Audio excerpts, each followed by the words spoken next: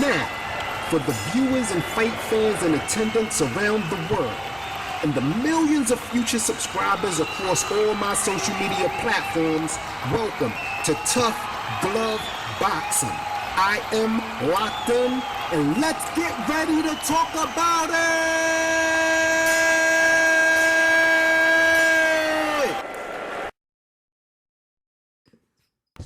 What's good, everybody? I'm locked in. Welcome to another episode of Tough Glove Boxing. So you're going to see a couple things on the screen. Before we get into the video, I'm going to go ahead and always, like I always like to do, give a shout out to the tough guys and tough girls that hit the like button and subscribe to the channel. We've had some good growth last week. I hope it continues. We're very close to reaching my 500 subscriber goal. So guys, let's hit that like button, let's hit that subscription button, share the video and get it out there. I certainly appreciate you. So we had a pretty interesting week in boxing. A few things happened. Among those three was Shakur Stevenson losing his belts on a scale but putting on a dominant performance. Another thing that happened was a racist event that took place in Japan. Actually brought shame to Japan was in their ceremonial handing the flowers off to the athletes. The guy who was supposed to give Floyd Mayweather his flowers threw them on the floor. Why? We don't know.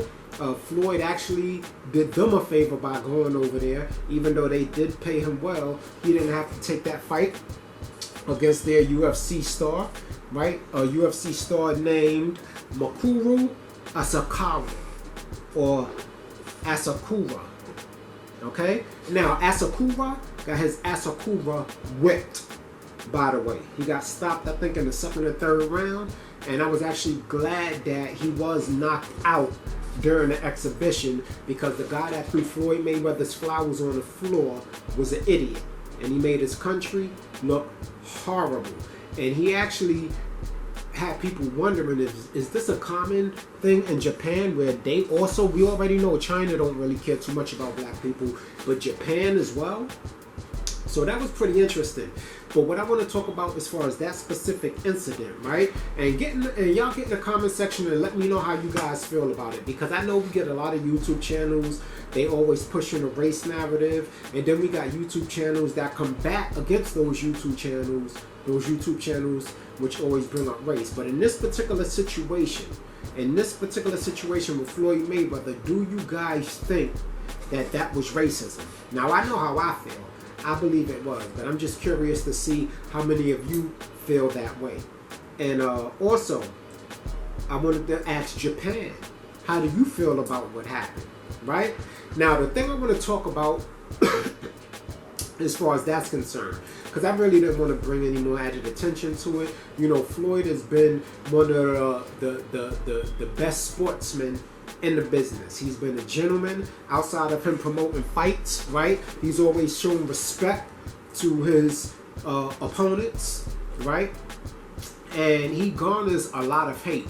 I suspect it's because he's never been defeated, and a lot of people wanted to see him take that loss, and it's just not going to happen, people. Understand that he's the best ever, and he's just not going to lose. I mean, you have to fight him when he's like 50, 60 for him to even lose. And if you guys get satisfaction out of that, I don't know what to tell you about your hate and how you need to work on your personality. Perhaps maybe some therapy. But the thing that I wanted to talk about was how Floyd Mayweather handled it. It surprised me that he's getting a lot of backlash, especially from black people, saying that he accepted what happened to him, right? Because he didn't make a big stink out of it, because he was able to maintain his composure and keep his senses, and just picked up the flowers, right? Handed it off and got right back to the business of why he was there.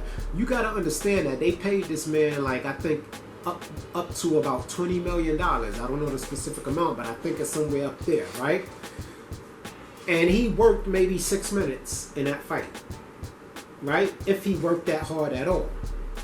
You understand? So I feel that Floyd Mayweather handled it the exact correct way. These are the same people that's bashing Floyd and how he handled it, that said that they would have fought Will Smith after Will Smith slapped Chris Rock, right?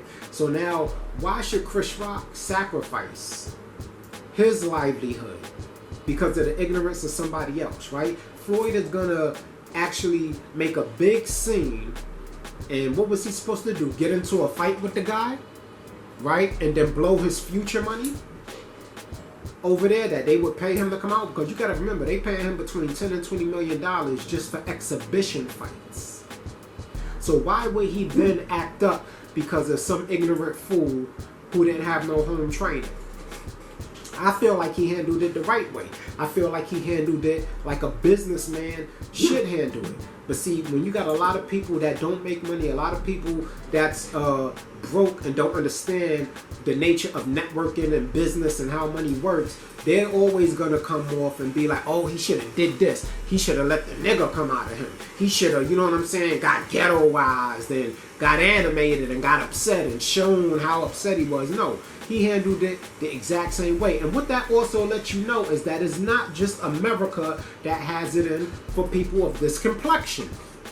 And I'm not saying everybody over there does, but this was a massive TV event that this took place on. And even the Japanese commentators were saying this was going to make their country look bad. So I thought it was quite pathetic. But the fact that he knocked that guy's ass clean out, that made me feel a little bit better about the situation. I don't think he would have got his butt whooped so bad had that guy not threw the flowers on the floor. So shout out to Floyd Mayweather. I think you handled it the perfect way from a business standpoint, just from a man standpoint, because you don't let nobody control or turn your emotions either way they want to go. He was obviously the fool. Floyd Mayweather has things that this man will never have, that he can only dream about. His ass getting in that ring was probably the highlight of his whole entire life. Throwing those flowers on the floor for Floyd to pick up was probably the highlight of his life. Think about how pathetic that was. That is the most exciting thing he's ever done in his whole life. And you want Floyd Mayweather to be offended and act a fool. I didn't get that. But anyway, y'all get in the comment section and let me know how y'all feel about that. I felt that it was stupid, it was ignorant, it was racist, but I feel like Floyd Mayweather handled it the right way. Now, moving on to Shakur Stevenson. I love Shakur Stevenson. I was very upset that he lost his belts on the scale because he worked so hard for him and all he did was feed his haters ammo for them to talk. But on the other hand, I respect the way he came out and accepted the accountability for that. He said it was embarrassing, it was really out of his control. He did everything he could, and once you did everything you could, that's all you can do, right? So his next fight, he's going to move up. He's accepted the fact that he was stripped of the titles, but the fact is he's still one of the best fighters in the world because he put on a dominant performance against Rock Conseco, who actually was in an all-out war, right, with Oscar Valdez. So even though Steven Shakur is no longer a junior lightweight champion, he is still one of the best fighters in the world, and I look forward to him moving up to 135 because then we really get this. The other thing I want to say right quick, Loma is not going to fight Shakur Stevenson. He barely wanted to fight Devin Haney, so you know he's not going to want to fight Shakur Stevenson. And if Loma somehow through a miracle acquires the belts, right, before Shakur Stevenson gets any of them, he's never going to fight Shakur Stevenson. He's going to run the same and probably take advantage of the franchise belt the same way he did with Devin Haney. So people, when Shakur said he was going up to 135, they were all excited. Oh, he want to see him fight Loma and everything. But the fact is, Loma's team, they want no part of Shakur Stevenson. They already have a history. Shakur Stevenson went over there to spar with them. I'll let y'all go research the story. But they basically know what kind of truth Shakur Stevenson is bringing to the conversation, and they're not ready to talk about it. Loma's not going to be ready for that conversation for a few years, okay? And that's even if he can get past Devin Haney, all right? And that's a big if, because Devin Haney is the king of the lightweight division as it stands right now, okay? So shout out to Shakur Stevenson for putting on a dominant performance in his hometown, for being an inspiration to his people, but we got to keep it a little more disciplined than that. I do feel like you didn't have to lose your belt on a scale, maybe you could have just kind of stayed ready so you wouldn't have to get ready. And if your body is just getting too big, I completely support the move up to 135. Let's get over there, get up there, and make it happen up there. I believe that Shakur Stevenson is a future Hall of Famer, just like Devin Haney is a future Hall of Famer. We got Tank Davis. We have the lightweight division is loaded. We got Isaac Cruz. We got Ryan Garcia. We got a bunch of names at 135, right? So Steven Shakur moving up to 135 is just making it more of a darling division. But like I said, I'm still rocking with Shakur Stevenson despite him no longer being the champion and losing his belt on the scale. I mean, it wasn't like it was a whole lot. It was 1.6 pounds, which means I really feel like he tried to lose the weight, but at the end of the day, he had to take his health into consideration, and that's more important than any entertainment that us as fans could want, right? His life, because he has to be there for his family. Now, the other thing I want to talk about, it seems to have the internet ablaze. First of all, congratulations to Blue Blood Sports TV. Now, Blue Blood is already a big YouTube channel. He's one of the biggest boxing YouTube channels. He's the one that got me into YouTube boxing, as far as he was one of the first YouTube boxing channels that I used to watch. I have my disagreements with him, but you know, he's still pretty consistent. Not everything he's said in the past has been true, but a lot of what he says is valid, and so I do check out his channel. Now, apparently, at the Shakur Stevenson fight, he ran into Bud Crawford, which everybody already knows, and I say congratulations to him for, number one, being important enough on the YouTube boxing community for a fighter to even approach you to help get a narrative out there, okay? And number two, everybody's talking about you right now. Every boxing channel, whether they hate on you or not, they all talking about Terrance Crawford approaching Blue Blood Sports TV, and that puts more popularity and brings more traffic to your YouTube channel, so shout out to you, okay, on that. But I will say this. I'm going to need Errol Spence Jr. fans to keep the same energy.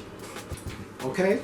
Now, I just saw a video where Blue Blood was coming out in defense of himself, right? Because people started adding words to his mouth. He came out and said exactly what Terrance Crawford told him, that Terrance Crawford wants to make the fight. He believes Errol Spence Jr. wants to make the fight, but Errol's team doesn't really want to make the fight. So everybody took that and they ran with it, okay? Now, I don't think Spence is scared of Crawford, okay? I think Spence is confident in himself, but I don't think that Spence's team is confident. Now, here's why none of that shit matters to me when it comes to this fight and making excuses. I don't want to hear anything from a Spence fan about it's not Spence, it's his promotional company. I don't want to hear it. And the reason why I don't want to hear it is because when Terrance Crawford was with Top Rank, that was one of you guys' main excuses as to why the Errol Spence fight wasn't happening. Well, Bud might want to fight, but Bob Arum. But all you kept hearing was Bob Arum. He was used in as an excuse. He was always the scapegoat, the excuse for why Terrance Crawford couldn't get the fight. Well, it's Terrance Crawford for signing with Bob Arum, or he would have got the fight. But he know PBC don't do business with ESPN or Top Rank. He knows that. So why? Well, he signed with Bob Arum again. I don't want to hear any excuse for Errol Spence Jr. fans right now, talking about what his team wants. Because if that's the case, then why don't y'all give him the same energy y'all gave Terrance Crawford and tell him to leave the PBC? He got his own promotional company, right? He's that big mega star y'all claim he is, right? So he shouldn't even need PBC. He should be able to drop his promotional company the same way Terrance Crawford did and use his own promotional company the same way Floyd Mayweather did when he left Top Rank to fight Oscar De La Hoya, and Oscar De La Hoya used Golden Boy, right? They used their own promotional companies to make the fight happen. Why he don't do that? When it was Terrance Crawford, oh, it's because he's with Top Rank. He needs to leave Top Rank. So why Errol Spence don't gotta leave PBC to make the fight happen? The PBC is holding up a fight that Errol Spence Jr. wants. Why is he not leaving? That's my first point. My second point is this. Who remembers the press conference between Sean Porter and Terrance Crawford? I forgot the guy from PBC's name. It's the white guy with the birthmark on his face. I forgot his name, forgive me. But you guys know who I'm talking about.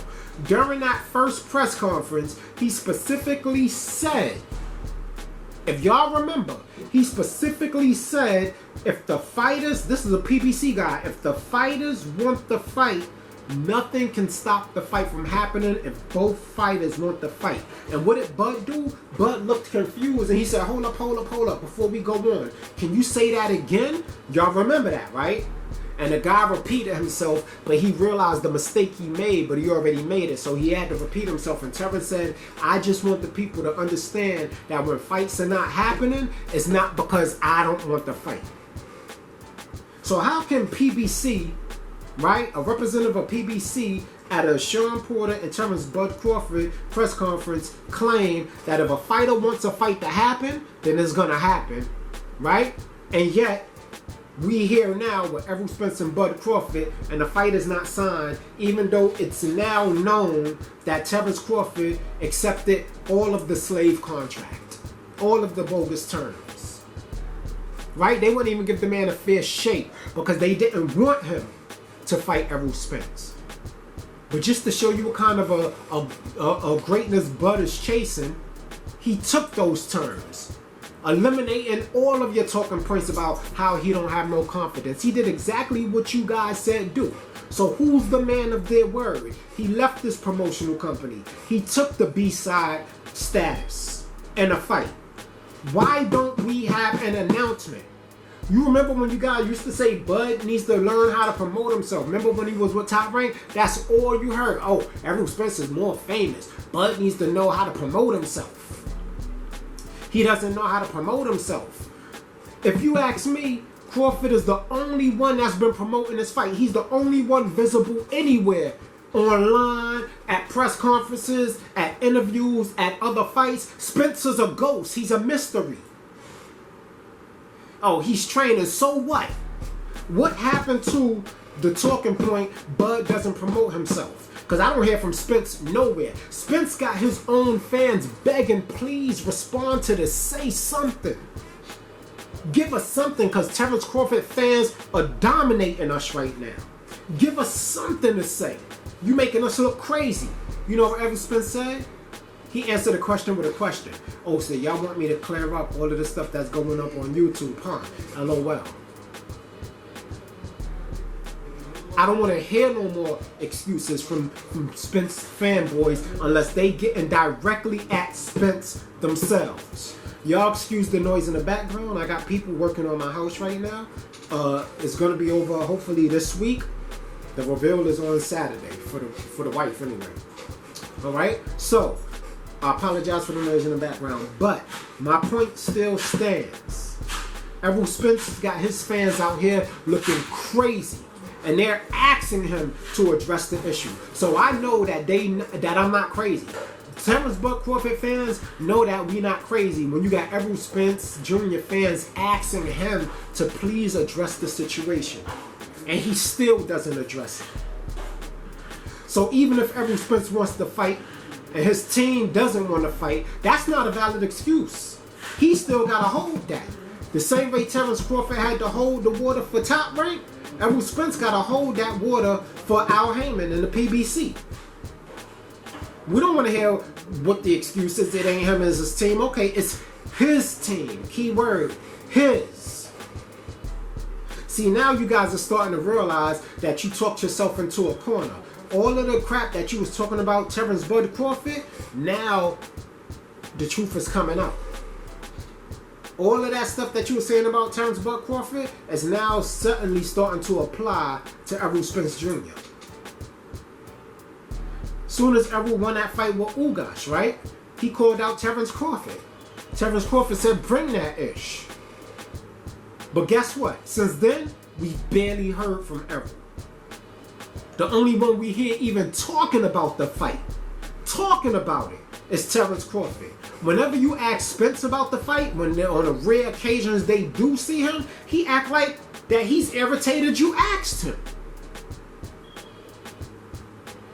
So, I just had to put that nail in the coffin of all the Errol-sexual narratives that's running around. I just had to put that nail in the coffin for you guys. Hammer it on home. Get in the comment section, Errol Spence Jr. fans, and let me know how crazy your man got you looking. I don't want to hear nothing else. Let me know how disappointed you are with Errol Spence Jr. that he's not out there advertising the fight. Maybe he knows that the fight is not going to happen, which is why he's not exerting no extra effort. Maybe he already knows that. Maybe he knows something we don't know. But anyway, I'm going to let the video stay there. I want to thank you for taking the time to check out the content. Get in the comment section. Let me know how you feel about everything I say. Give me your opinion on it. You understand? Locked in. Tough Glove Boxing. I'm out. You ain't got to go home, but you got to get the hell up out of here.